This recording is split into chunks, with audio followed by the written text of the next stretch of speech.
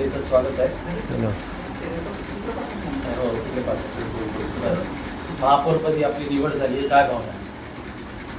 भावना अशी आहे की लोकांची जी अपेक्षा आहे त्या अपेक्षावर आपल्याला खरं उतरायचं आहे, ही आपली भावना आहे. अगोदर सगळ्यात पहिली लोकांचे जे काम आहे, ज्यांना लोकांना जे मूलभूत सुविधापासून जे आतापर्यंत ते वंचित राहिलेले, लहान मुलापासून ते वृद्ध लोकांपर्यंत जे शासनाची मूलभूत सुविधा आहे ते आम्ही पोहोचवण्याचं काम करणार. वटाकडून तुम्ही महापौर झाला, पण ज्यावेळेला ठाकरे फॅमिली होती, बाळासाहेब ठाकरे असो, उद्धव ठाकरे असो, हे मुस्लिमांच्या विरोधात नेहमी बोलायचे. मग आज का त्यांनी हे मुस्लिम टॅग का सोडला? त्याचा अगोदर पण त्यांच्यापाशी मुस्लिम होतात, असं नाही की मुस्लिम न येतात. त्या काळामध्ये बाळासाहेब ठाकरे जेव्हा जिवंत होतात त्या साहेबांच्या काळामध्ये पण बरेच मुस्लिम लोक होतात. त्यांच्यामध्ये असा कोणत्या समाजामध्ये त्यांचा द्वेष नाही. समाजासाठी जे लोक असे उलटसुलट कामं करतात त्यांच्याप्रती त्यांचा द्वेष होता. उपमुख्यमंत्री एकनाथ शिंदे असं म्हटले की उबाटाचा खरा चेहरा समोर आलाय आणि मुस्लिम महापौर त्यांनी केलाय. तुम्हाला काय वाटतं, म्हणजे असं जातीपातीचं काय राजकारण केलं? आता ते त्यांचा स्वतःचा असला क्वेश्चन जे त्यांचं आहे. मग आम्हाला तर असं तर वाटत नाही की जे मुख्यमंत्री साहेबांनी जे बोललं ते त्यांच्या हिशोबाने ते बोललं. आम्ही त्या प्रश्नाचा काय आम्ही ते मनावर घेतलेलं नाही. पाथरीमध्ये देखील जसं त्यांनी म्हणले एकनाथ शिंदेचा तसा नगराध्यक्ष देखील आहे पाथरीमध्ये, तो पण मुस्लिमच आहे. बरोबर आहे. बऱ्याच परभणी जिल्ह्यामध्ये ते मी म्हणतो बाई बऱ्याच जागे ते BJP असो की कोणी होतं तिथं पण मुस्लिम समाजानं त्यानं सीट दिलेली आहे. कोणतीही पार्टी असो त्याने दिलेली आहे. असं नाही ना की संविधानमध्ये किंवा कुठे असं लिहिलेलं नाही की मुस्लिमला महापौर करायचं नाही. कुठं असं मी तर सध्या आतापर्यंत कुठं वाचलं नाही. मुस्लिमांमध्ये डिफरेन्शिएट केलं जाते का? हा शिंदे सेनेचा मुस्लिम आहे, हा ठाकरे सेनेचा मुस्लिम आहे, ते पर्टिक्युलर ते मी पार्टीचं कोणत्याही पार्टीचं नाव न घेता मी तुम्हाला हे सांगणार. ते स्वतःच्या बेनिफिटसाठी मुस्लिम जेव्हा त्यांना बेनिफिट पाहिजे मुस्लिमांचं तेव्हा ते त्यांना सोबत घेतात. आणि जेव्हा कोणती पार्टीनं जर समोरच्या पार्टीनं त्यांना मुस्लिमला जर चान्स दिला मग ते आपला राग लाभतात. महापालिकेमध्ये महापौर पदाची ज्यावेळेस चर्चा चालू होती, बैठका चालू होत्या, नेमकं कशा पद्धतीने हे जुळून आलं आपलं? मग मला वोट करणारे माझे जे सोबतचे मित्र आहे ते माझे समाजाहून जास्त ते समाज मला जुळलेला होता. त्याने मला सांगितलं भैया तुम्ही काय टेन्शन घेऊ नका, आम्ही तुमच्यासोबत आहोत. आणि मी जेव्हा नगरपालिके इलेक्शन कंटेस्ट केला त्यावेळेस मला पण भरपूर भक्कम वोट मला भेटले मराठी समाजाचे. जवळपास मला 2,500 वोट भेटली. हे पण ते संविधानाच्या ह्याच्यामध्येच आहे ना. आम्ही कोणता उल्लंघन केलं नाही, कोणता इलेक्शनमध्ये कोणाचा उल्लंघन केलं नाही, आचारसंहितेचं उल्लंघन केलं नाही. जे इलेक्शन आयोगानं जे नॉर्म्स दिले होते त्या नॉर्म्सप्रमाणेच आम्ही इलेक्शन लढविलं. आमच्यावर कोणताही गुन्हा नाही त्याप्रमाणे. आता आजच त्यांना का वाटते की बा मुस्लिम नको म्हणून ते आम्हाला कळणं झालं. भाजप सातत्यानं विरोध प्रचार करतोय की मुस्लिम चेहरा दिला, मुस्लिम चेहरा दिला. हिंदू मुस्लिम असं का केलं जातं? मला तर असं वाटत होतं जर माझ्या जागी मी जर भाजपमध्ये गेलो तर त्यांनी मला पण चान्स दिला असता, असं माझी मानसिकता आहे. ते काय कोणतीही पार्टी असो ती जिंकण्याचा प्रयत्न करते.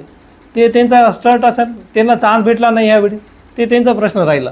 जर मी जर भाजपनं उभा असला होता त्याने मला पण महापौर केला असता. माझी तर अपेक्षा अशी आहे.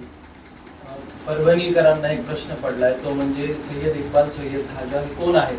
कारण सय्यद कादर हे नाव ऐकून होतं, परंतु तुम्ही तुमचं इंट्रोडक्शन आता तुमच्या तोंडून द्या. माझा इंट्रोडक्शन मी माझ्या हिशोबाने देतो. मी एक अगोदर स्पोर्ट्समॅन आहे, बिझनेसमॅन आहे आणि मी नॅशनल रायफलचा प्लेअर पण आहे. मी सध्या ते एका कॉम्पिटिशन झालं तर त्या रायफल कॉम्पिटिशनमध्ये मी स्टेटला क्वालिफाय केलं आणि नॅशनलसाठी मी क्वालिफाय झालो. स्टेट पास करून मी नॅशनलला क्वालिफाय झालो.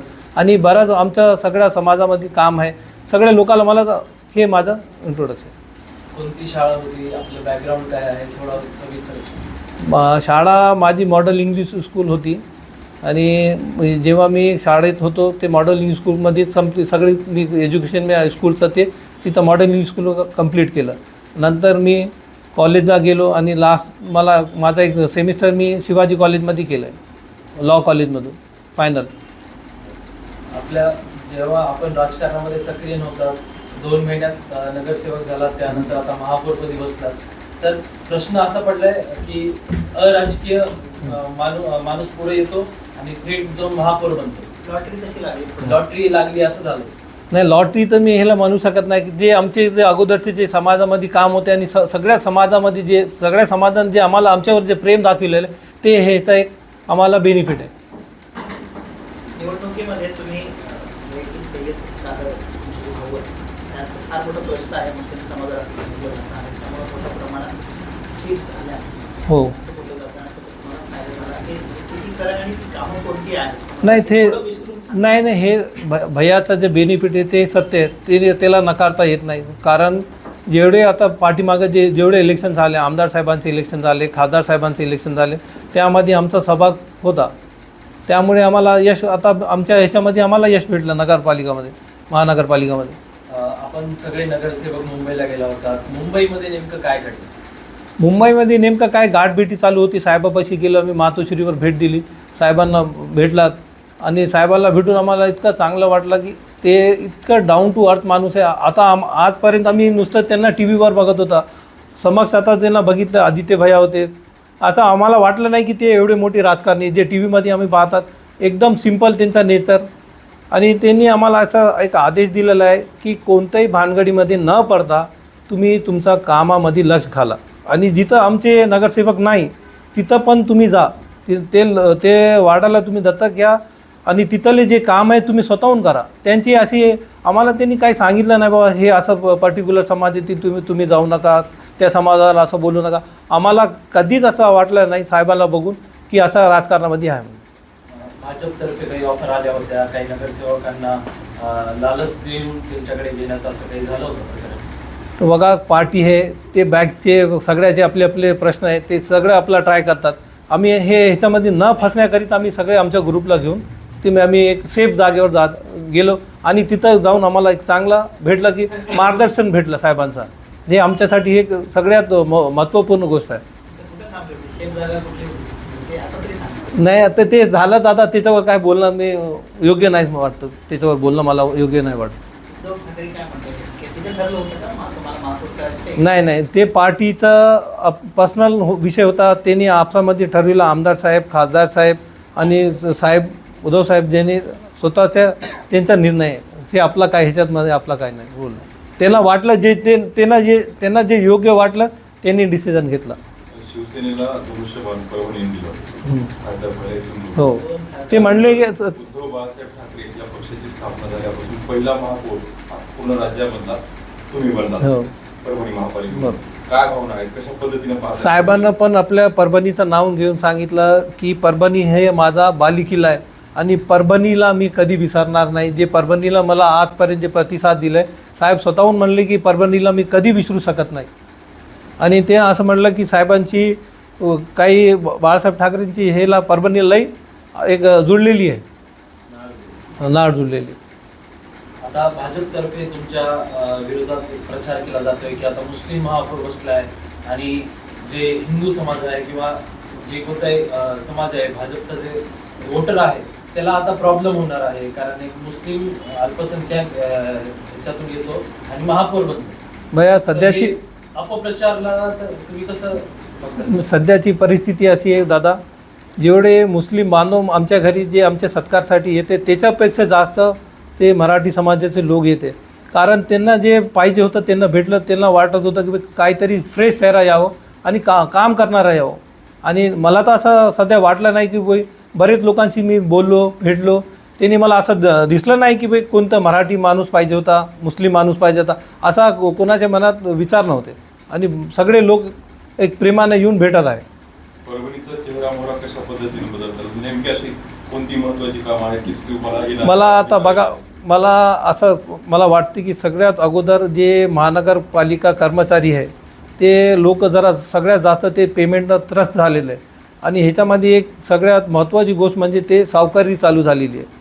ते जे सफाई कर्मचारी बिचारे लोक काय करतात, त्यांची पेमेंट अगोदर तर होत नाही आणि पेमेंट होत नाही म्हणून ते काय करतात, व्याजावर लोकांकडून ते पैसे घेतात. सगळ्यात मोठा प्रश्न अगोदर ते. आणि स्वच्छतेचा जे कर्मचारी आहेत तेच त्यांना मूलभूत सुविधापासून ते वंचित राहतात. लोकांची ते काम कसं करणार? सगळ्यात अगोदर ते काम करणार, सफाईचं काम आहे, पाणी पुरवठा व्यवस्थित करायचा आहे, जिती टॅक्स आहे त्याला कसा कमी करता येईल त्याच्यावर आमची एक मीटिंग असणार आहे. आणि नंतर आमची जे महापालिका आहे क्रमांकाची महापालिका त्याला कसा करता येईल त्याच्यावर आपले सतत प्रयत्न राहील. असा नाही की मग आपली आहे तर आपण राहू देता, त्याला कसा करता येईल त्याचे सतत आपला प्रयत्न राहील. आणि अजून एक विषय मोठा आहे की आपल्या महापालिकेला अर्निंग नाही तर मग तिथून फंड कुठून आहे रेस करायचं त्याच्यावर एक आपलं विशेष लक्ष राहील. ते फंड कुठून जमा करता येईल, कॉम्प्लेक्सेस कुठं बांधता येईल चांगले, आणि त्याची जे फॅसिलिटीज आहे लोकांपर्यंत पोहोचली पाहिजे ह्याच्यावर आपला भर राहील.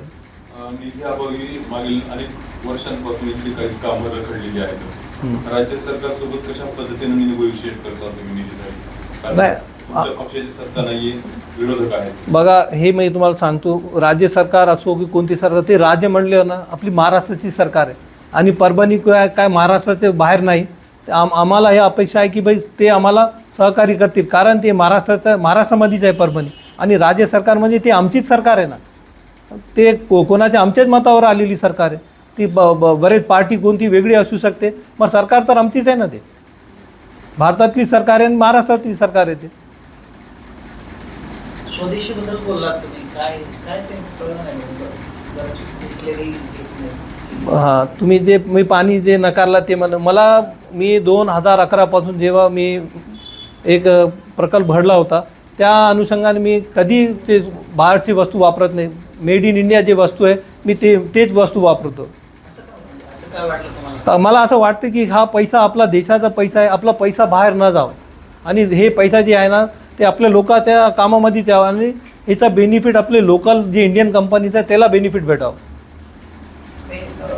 बिल्डर लॉबीमध्ये बिल्डर किंवा बिझनेसमॅन मोठे त्यामुळे लोकांचा समज झाला आहे की तुम्ही श्रीमंत श्रीमंत महापालिका तुमच्या ताब्यात दिली, तर मग उद्या महापालिकेचं काय होईल वगैरे.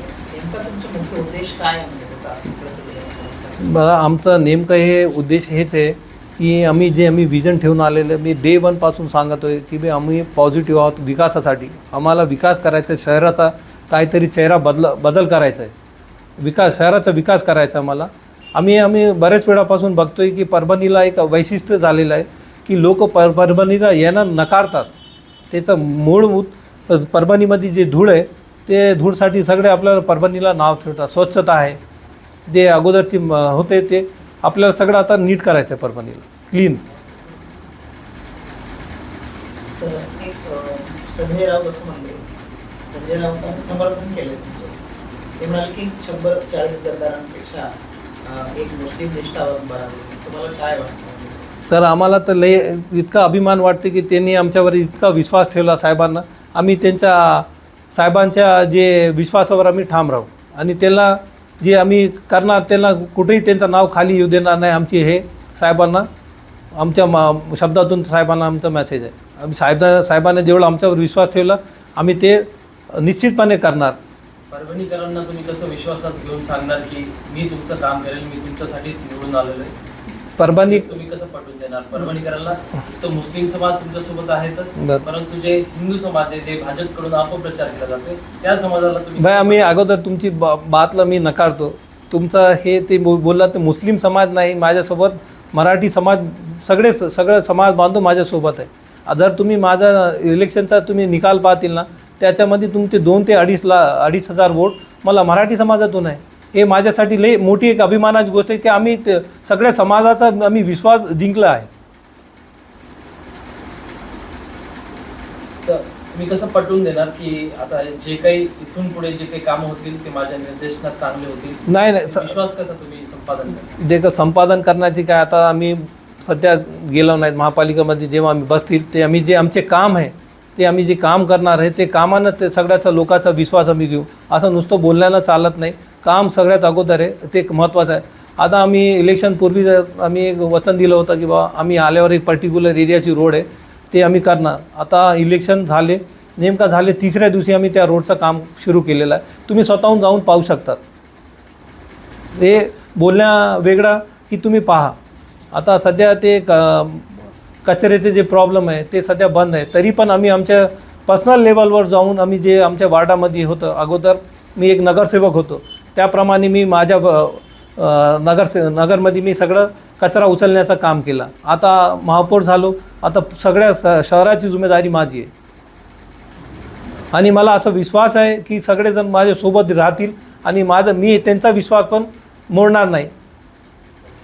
माझा शेवटचा प्रश्न, तुम्ही शेवटी काय आव्हान करणार परभणीकरांना? परभणीकरांना आव्हान करणार, बाबा थोडं आम्हाला नुसतं वेळ द्या आणि तुम्ही कामं बघतील हे आम्ही नक्की ठरविलेलं आहे. अगोदरच आम्ही ठरविलेलं आहे, घरामध्ये आम्ही बसून आमचे मोठे भाईजान भैया आमची जे फॅमिली आहे त्यांनी सगळं ठरविलेलं आहे की बा आपल्याला काम कशा प्रकारे काम करायचं आणि जे स्वागत समारंभ जे राहणार आहे असं नाही की नुसतं ते स्वागतामध्ये आम्ही उलझून राहणार. आम्ही डे 1 पासून कामाला लागलेलो आहे. आम्हाला निधी कुठून अवेलेबल करता येईल सगळे. मला असं वाटत नाही की पर्टिक्युलर मी एका उबाटा पार्टीनं आलं तर मला दुसरी पार्टी मला नकार देईन. मला अपेक्षा आहे की राज्य आमचं महाराष्ट्र आहे आणि राज्य सरकार पण आम्हाला कॉपरेट करतील आणि इथं आपले पालकमंत्रीसुद्धा आहे, दीदी पण आम्हाला कॉपरेट करतील, आम्हाला अशी अपेक्षा आहे. मुस्लिम समाज म्हटलं की जरासा त्यांच्याकडे बघण्याचा दृष्टिकोन वेगळा असतो. म्हणजे काही लोकांना भीती वाटते की काही गुंडगिरी वाढते का किंवा काय भविष्यामध्ये काही असं. एकदा परत विचारा काय म्हणताय तुम्ही? एक मुस्लिम समाज म्हटलं की लोकांचा बघण्याचा दृष्टिकोन जरा बदलला. म्हणजे काय लोकांना असं वाटतं, म्हणजे हिंदूंच्या मनामध्ये अशी भीती पेरली जाते की गुंडगिरी वाढणार आहे, उद्या दादागिरी वाढणार आहे. असं काही होतं नाही का? दादा मी जन्माचं परभणीचं आहे. मुस्लिम समाज आज उद्या आलेला नाही, ते सगळं समाज एकमेकापासून उभा राहिलेले सब संगमक राहिलेले लोक आहे. आजच मुस्लिममध्ये का बाहेरून आलेलं आजच उद्या आलेले नाही. ते मी तर बघतो की माझ्या जन्मा अगोदर ते सगळे एकमेक राहिले. आताच आज काय विषय त्यांना वाटते हे सगळी बघा एक नुसती आपले पार्टीला वर येण्याची पॉलिटिक्स आहे, ते त्यांची पॉलिटिक्स करतात. आम्हाला त्या विषयामध्ये जायचं नाही. आमचा एक मेन उद्देश आहे बाबा परभणीचा विकास कसा करता येईल याच्यावर आमचा भरपूर लक्ष आहे. हेच आमचं मेन इंटेन्शन आहे आणि ह्याच्यावरच आम्ही अवलंबून राहणार. थँक्यू. थँक्यू.